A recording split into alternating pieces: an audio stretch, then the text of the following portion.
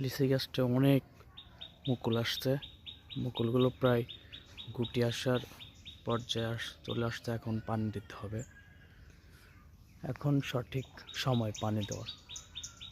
এই যে মুকুলের গুটি চলে আসছে, এখন পানি দিলে গুটিগুলো টিকবে। আরও আগে পানি দিলে গুটি ঝরে যেত, আবার এখন যদি না দেওয়া হয় তবুও ঝরে যাবে।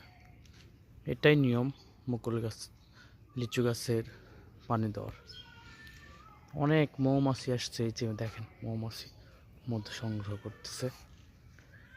এখান থেকে কিছু মাছিও আছে। যাক আলহামদুলিল্লাহ, গাছগুলোয় অনেক মুকুল আসছে। মুকুলগুলো যেন আল্লাহর রহমতে টিকে, পশু পাখি থেকে শুরু করে মানুষ সবাই যেন এই গাছ থেকে খেতে পারে।